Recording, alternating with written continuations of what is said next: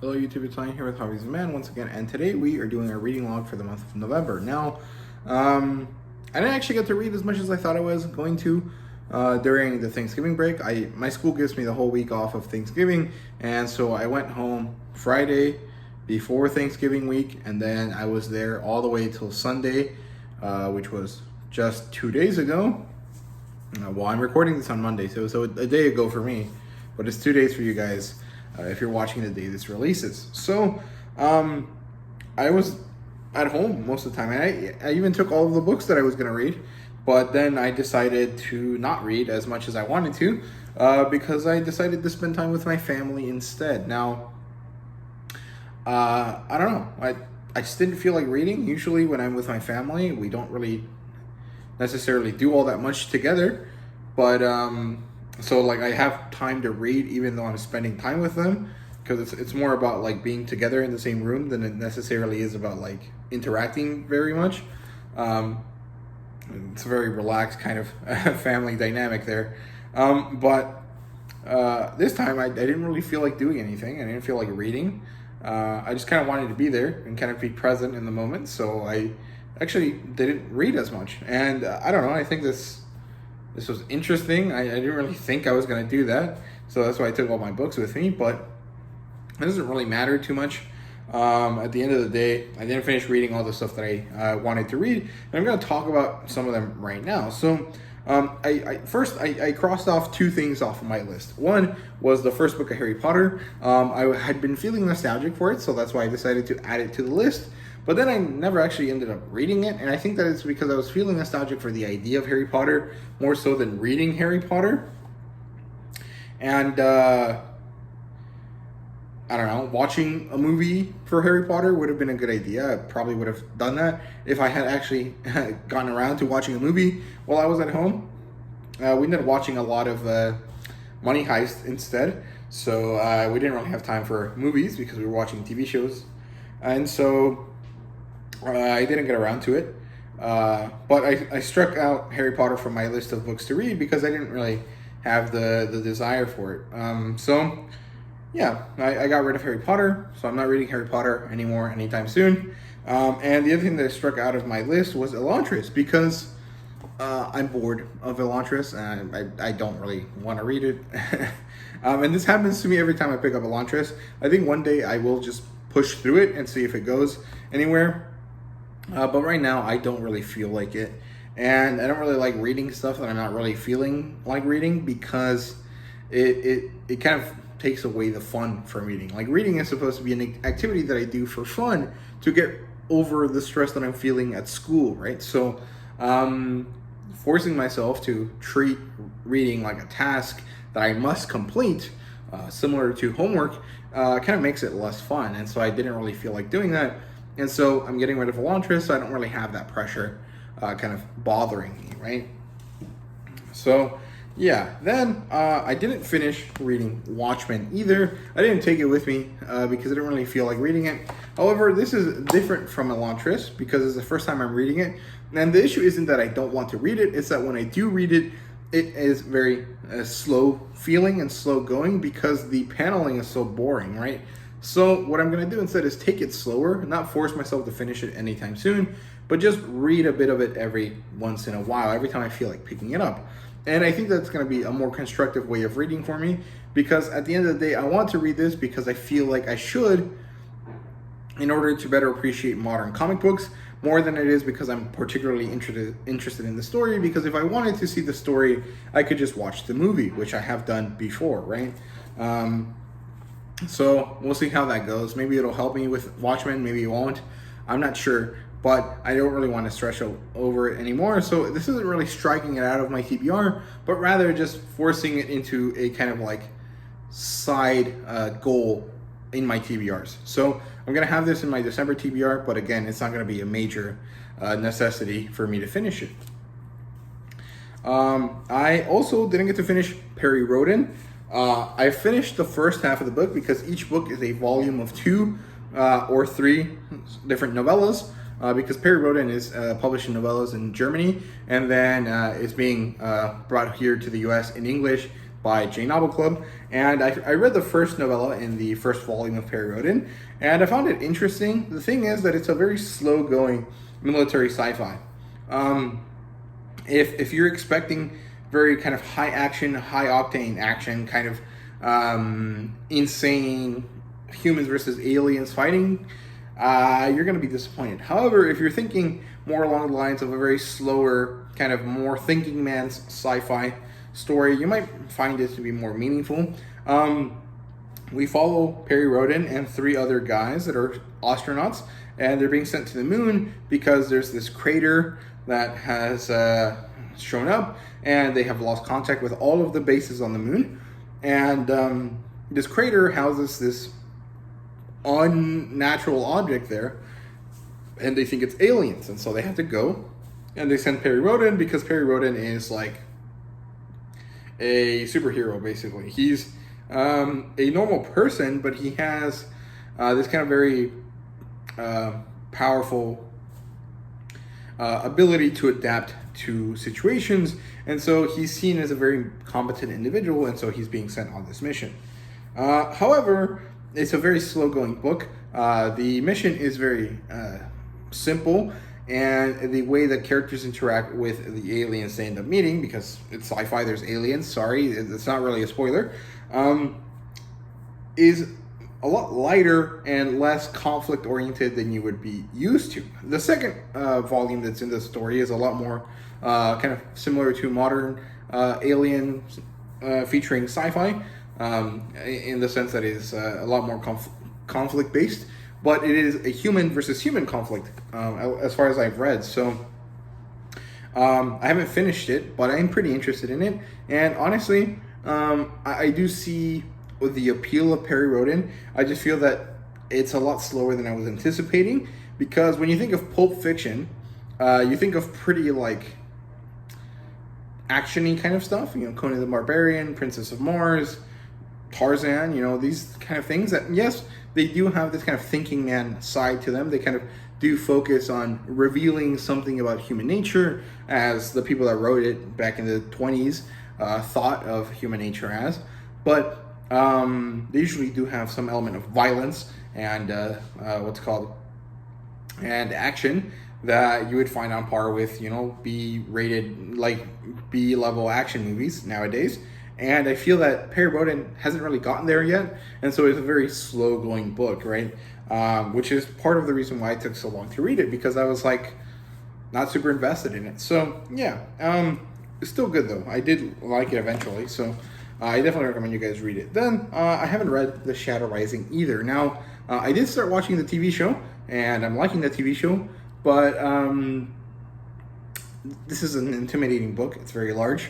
And the series itself is pretty intimidating, like the amount of books there are in it. And so I haven't really gathered the courage, I guess, to kind of start reading it. However, I do want to, because I like The Wheel of Time a lot. So we'll see where it goes. I probably won't force myself to read it, but I do want to read it some more, because I think I've only read one Wheel of Time book this year. And that's kind of crazy. That's not very many. You would assume that I would read at least 2 or 3. But I haven't really gotten around to it. Then I didn't even start Without a God, A World Without God, sorry, because I didn't get around to it. I don't really have an excuse for this one. I don't really find I have any particularly strong feelings one way or another for this book. I just didn't get around to it because I was reading other stuff, and because I was busy with other things, like hanging out with my family, right? So yeah, the good thing is that these light novels are pretty easy to read. 210 pages is not that big of a deal. And although the spacing on them is kind of small and the text is kind of small, it shouldn't be that hard to read at all. So I'm definitely looking forward to getting to this. It probably will be one of the first things I read in December, so we'll see how that goes. The other thing I haven't really finished here is Tremor. I still have the same amount of pages I had at the beginning of the month. I haven't really felt the need to get back to this book yet. And every time I do, I feel that it... like the vibe just doesn't match with my interests all that much. I'm not saying it's a bad book. I think the book is quite good for like what it has, but like it's not really my vibe, if that makes sense. And so I'm interested to see if that changes, or if it's gonna be something that just kind of stays the same and that I just kind of have to push through so that I can get the review for it. So we'll see how it goes. But so far, I think that the atmospheric writing of it is very, very good. It's just not the vibe I like, because I'm not really a fan of these kind of like gothic horror kind of things. And this kind of has that vibe, so we'll see. And then what else? The last thing I haven't read is Kuroichi. So I haven't really kept up with it. I do have to, and I really want to, but when I have all of these books that I want to read, some things just end up not being priorities compared to others. So I don't know. I don't really have anything bad to say about the book. I just don't really end up getting the feel or the need to read it very much. And so we'll see how that kind of ends up working and when I get to finish the book. So yeah, I also didn't even bother to pick up Solo Leveling Volume 3, and I think that's okay. I don't really feel the need to rush to get to this one. And in fact, I actually think it's kind of nice because now I can take it to Mexico with me when I go for winter break. So I'm pretty excited about that. I think this is a book that I think is very fun to take with you on traveling, because it kind of has that kind of same exotic feel to it, because it's still real world enough that you kind of find yourself feeling like you're in the other place that they're talking about, in this case South Korea, and I think that's pretty cool. So I like that. Also, the fact that this one is supposed to be more slice of life compared to the other two volumes is a pretty interesting kind of concept, and hopefully that is going to be a relaxing read while I'm with my family in Mexico. So yeah, now let's actually talk about the stuff that I did finish reading. So first, let's talk about the two titles that were digital that I did read that I wasn't planning on. Let's see. Okay, so I finished Water 7. That was planned, but Water 7 left me with a hunger for One Piece, which made me go into Thriller Bark. Since it was only 50 chapters, I thought it was going to be a pretty easy read, and I did read it quite fast. However, I didn't find Thriller Bark to be as good as any other One Piece saga, and I think that that's because it's coming on the backside of Water 7, and Enies Lobby being such a top-tier arc. Thriller Bark feels kind of weak in comparison. I also just felt that, Moria, Gecko Moria, the warlord that's in charge of Thriller Bark, just wasn't up to snuff. Like, most of the time, I think just about every time, except maybe Wapol, all of the villains, even if they're not very good villains, are characterized by the fact that they oppose either Luffy directly or metaphysically, like conceptually, as individuals. Like even loser bad guys like Bellamy oppose Luffy's dream, because they talk about like how dreams are worthless, that the only thing that matters is strength, which is completely opposite to how Luffy feels. And then people like Crocodile, who are opposites of Luffy in the sense that Luffy is a chaotic force of nature, where Crocodile is a very controlled kind of person, even though he is exemplary of a force of nature by the fact that he turns into sand in a desert. Like, come on, that's crazy, right? And people like Arlong kind of define what it means to have a team. And people like, what's it called? Like even Foxy, who I don't like at all, he exemplifies the need to be smarter, right? Like his idea is to show Luffy where his crew is weak, and the fact that they're kind of unorganized and stuff like that. And I think Gecko Moria is supposed to be the dark side of Luffy, like Luffy if he ever loses his crew. And I think that's a very meaningful, kind of powerful theme to have as a villain, that you are the dark side, the possible dark future of the main character. But I feel that Gecko Moria didn't really exemplify that well, because he wasn't given enough room to be a meaningful character. Like, Gecko Moria is the reason why Thriller Bark exists, and his powers are the definition of, or the reason why Thriller Bark is the way it is. But beyond that, he doesn't have a physical, like an actual character to kind of oppose Luffy, right? He is more of a kind of character that exists in order to make the plot happen. even though he is supposed to be thematically the opposite of Luffy. And so I didn't feel that it was very strong, and that's why I don't like this. Kuma was way better, and he was only in like 5 chapters. And he didn't even oppose Luffy, he opposed Zoro. So I don't know, I think that there was kind of a lot of characters that overshadowed Gecko Moria, and so that kind of loses the impact of the story a bit for me. But I still want to continue One Piece, so it's not that big of a deal. So we'll see where that goes. Then I read Dr. Stone, the Source of Petrification saga. In fact, I actually think I read this before Water 7, but I have them written down in a certain order, and that's what I'm going with. And Dr. Stone is great. I really love it. I definitely want to read the next saga for Dr. Stone here quite soon in December. And I loved it. The Petrification saga was really interesting. I really like the fact that they go back to the island where Byakuya and all of the other astronauts landed, and kind of find all of the other people that survived, or slash are descendants of the people that survived.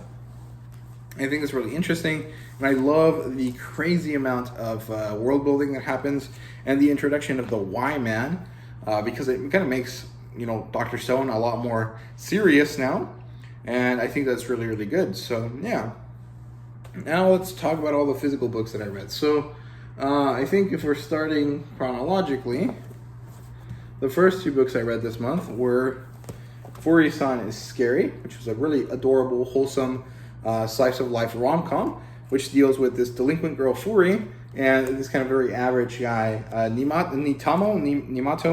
Namito, sorry, as they kind of interact, because Furi has a crush on him, and he's not sure how to react to Furi because he's scared of her because she's delinquent. And I think it's very, very adorable. It's very cute. It's very fun. And overall, I really enjoyed it. It was very, very, very, very relaxing. So definitely can't wait for the next volume. I definitely want to pick it up for sure. Then Masho 3. This ends at chapter 26, which is half of what I've read of Masho so far. And it's really good. It's really interesting. We kind of have this introduction of this new character that is kind of thematically opposite of Masho, which I think is interesting. However, that's basically where the volume ends, so I don't really know too much. The most interesting stuff about Masho right now that I'm reading the volumes instead of the series on Shonen Jump, is actually that all the author notes are pretty interesting. The author has this very kind of humble and well-meaning kind of vibe to him, and he generally talks a lot about how things happen in the series, and I thought that was really interesting.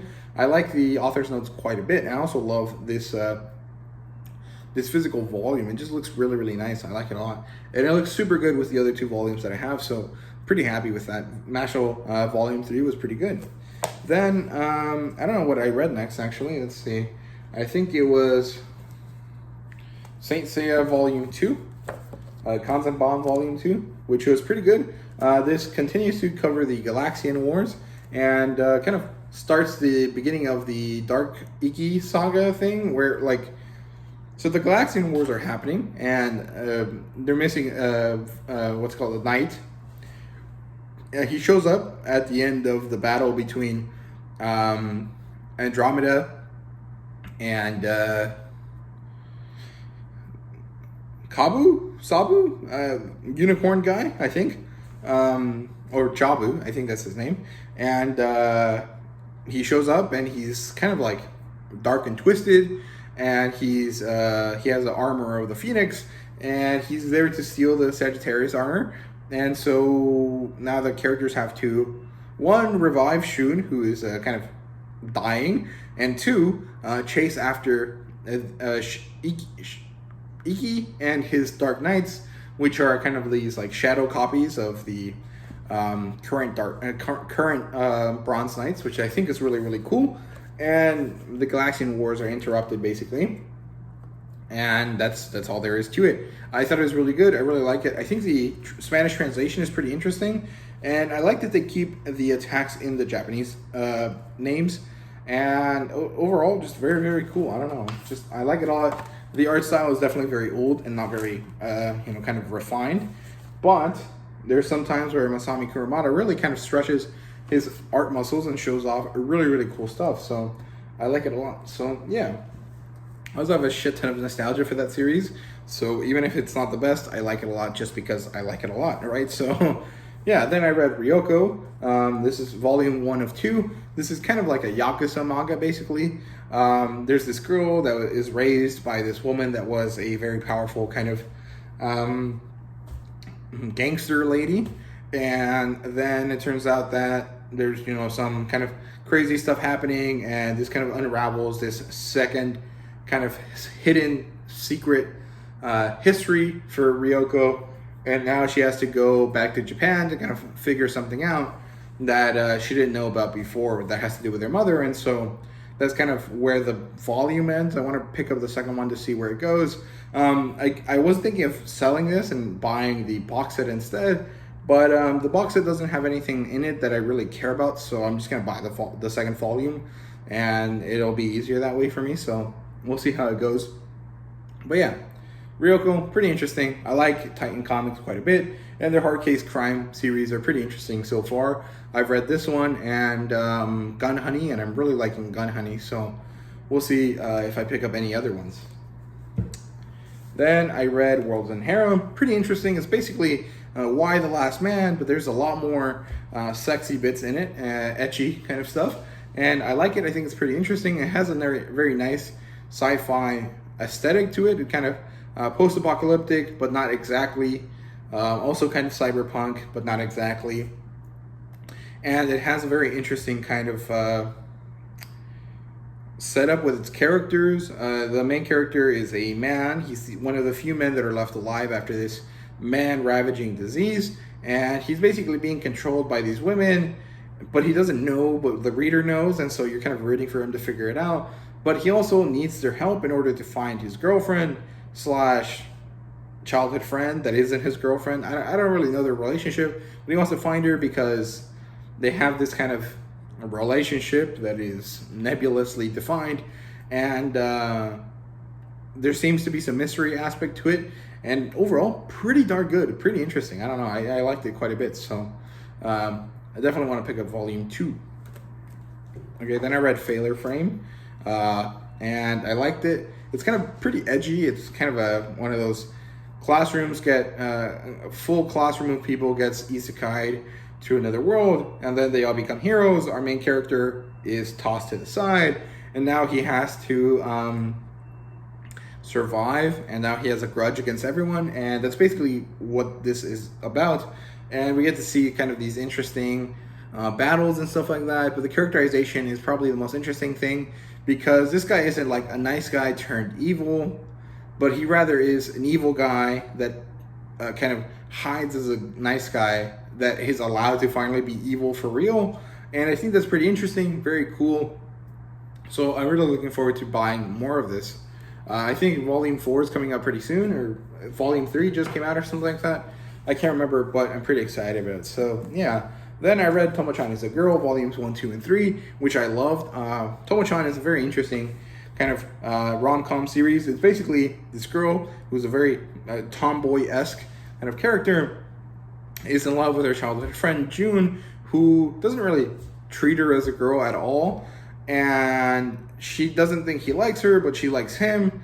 But then it's kind of uncertain if he does or not.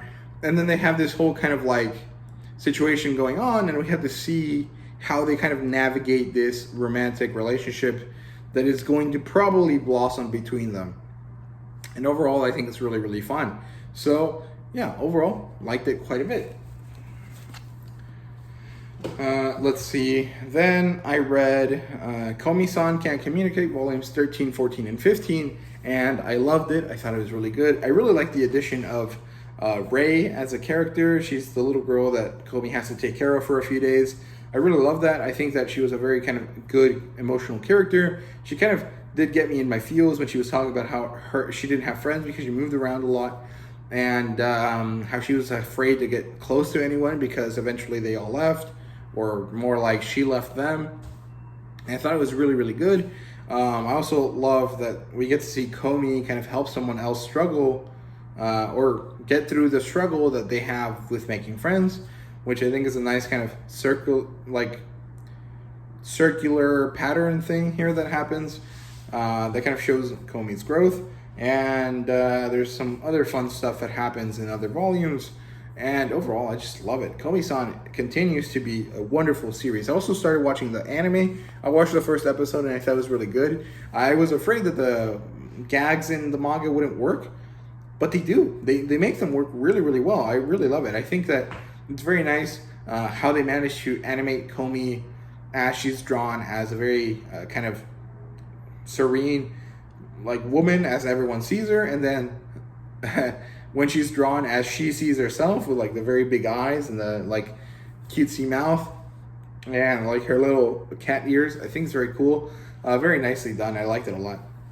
And then the last major thing that I read this month was The Breaker, which is a manga. This is published by Ablaze Manga, and I actually was originally not going to pick this up. The only reason I really ended up picking it up was because I wanted to support Ablaze, which is a small-time company. I thought that it was really good of me to kind of help them out by buying the book. Not that they really probably ever notice, but I meant in the kind of support the things that you think are good, right? Kind of way. And so I bought it and I read it and I actually really like it. I'm going to review it pretty soon. And I think it's really nicely done. There's a few kind of tweaks that they could do here and there. For example, this is a 2-volume book, and the first volume is clearly labeled and it has color pages, which is pretty nice. But then the second volume just starts with no explanation about it being the next volume. And I think that they could have made the cover a color page in the middle of the book so you would know, because they do add the cover page for the second volume back here. Let's see if I can find it.